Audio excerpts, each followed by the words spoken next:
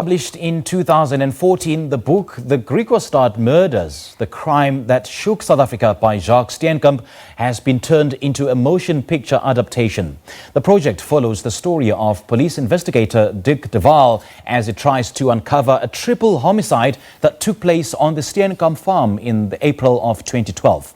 Well, to coincide with the release of the film Griekwastad, Penguin Random House have released a fresh film tie-in edition of the offering, and the author of this thrilling read, Jacques, is now joining us from New Zealand to talk more about these two projects. Jacques, a very good morning. Thank you so much for joining us. Welcome to Morning Live.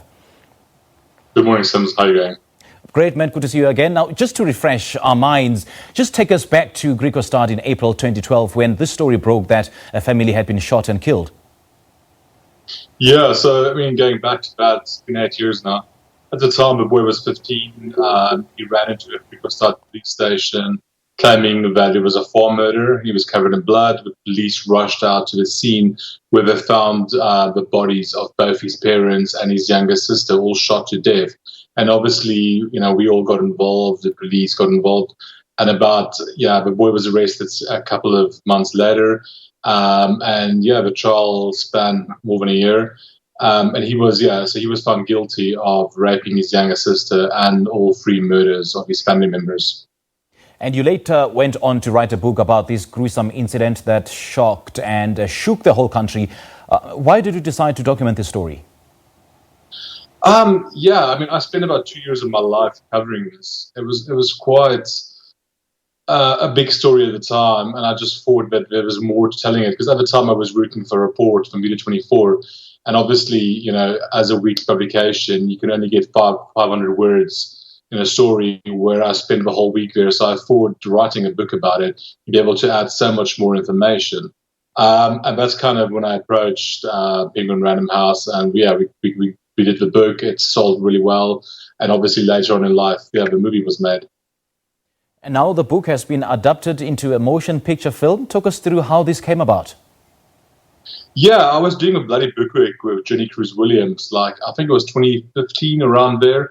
And I had a event with Dion Meyer, which is a well-known author. And we got to talk, and he was very interested. So they bought the book rights for $1. In exchange, I got involved in the project. And it took quite a while for this to come to fruition. But yeah, the movie was shot last year in Hopefield in the Western Cape. And as you know, it was released now on box office. Unfortunately, obviously, it would have been great having it in the movie theaters, but due to COVID, box office was the next best thing. But I'm not sure if you've watched it yet, but it's a really good movie. Great cast, great directing by Joshua Malabran, and very great script by Tasha Scott.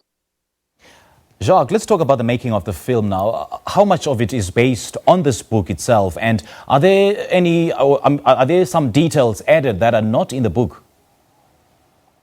Yeah, that's a big thing. It's a good question. Obviously, this is a feature film and not a documentary. So if it was a documentary, it will be fact-based. It will follow the whole thing from beginning to end. Whereas this is a film, so because it's a film and you have hour and a half, hour and 40 minutes to tell this whole story, the whole thing was kind of compressed. The timeline was played around with, so it's got the basics of the facts of the real story. But here and there is obviously some characters brought in to just dramatize a bit and just tell the story better, to make it more of a movie, basically. And so it's factual. It's just, obviously, it's a film. Okay. And you've covered numerous crime and murder stories, and cases during your time as a journalist. Why was this particular story so important to you? Yeah, I think it's just the way it happened. This boy ran into a shop and he tried to make this, kind of a race-based murder, trying to make it like a farm murder, whereas he was the culprit. And I think because it happened on Good Friday and it was a quiet news week, this kind of thing blew up. But for me, it was the fact, the way he did it, how he killed his sister. The photos of her autopsy will always stay in my mind. It was a terrible thing to view and to witness this whole trial unfold, and all these things just coming out of what really happened.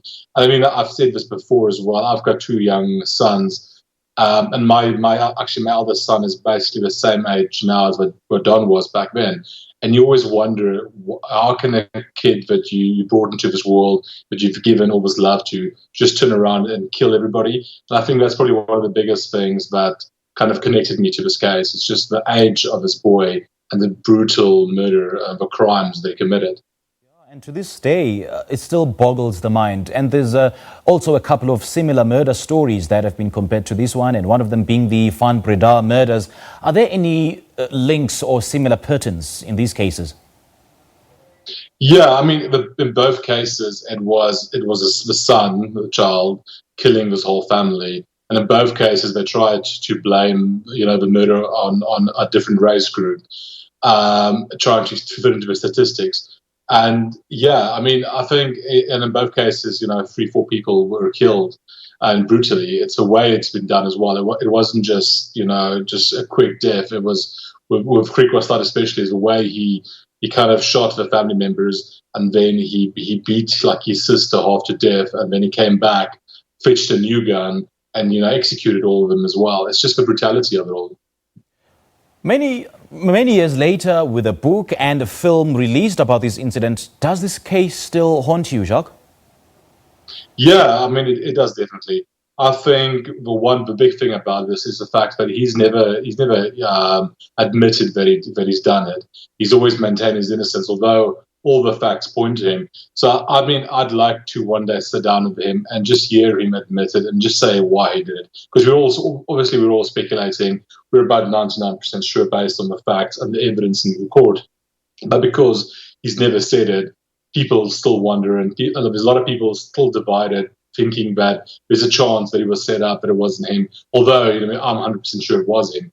I'd just like him to tell me one day, why he did this, or somebody else. But I just like to hear it out of his own mouth, and that's kind of why it kind of still haunts me. It's just that the final chapter needs to be, written or completed, of him just saying, "Hey, this was me. I did this." Yeah, and having lived the true events of this film, are you at all satisfied with how the film came out? Very much so. I mean, I was in New Zealand by the time they shot this. I wasn't on the ground while doing this, but I had trust in the whole team, and they did a really good job, I think. Okay, and just a final one, Jacques. I mean, as we into this lockdown in different countries around the world, how were you able to cope? Driving my wife insane. We both had to work from home, and the kids running around.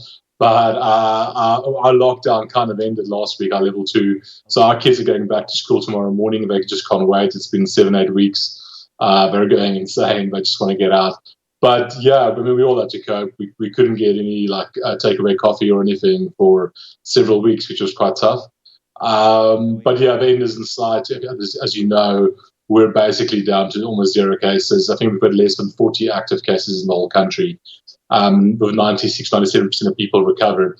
So I think we've weathered the storm. Although obviously, same as other countries in the world, businesses are struggling. A lot of people are struggling. Unemployment's quite big, but hopefully we'll start getting back to the normal kind of thing. I mean, my heart goes out for you guys back in South Africa. Just looking at the headlines, it looks like it's quite rough out there. Yeah. All right, Jacques. Great chatting to you this morning, and keep safe and take care. Hey.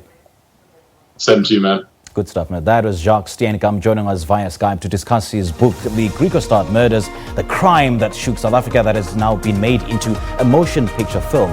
It is 7:45. Let's take a quick break. We'll be right back.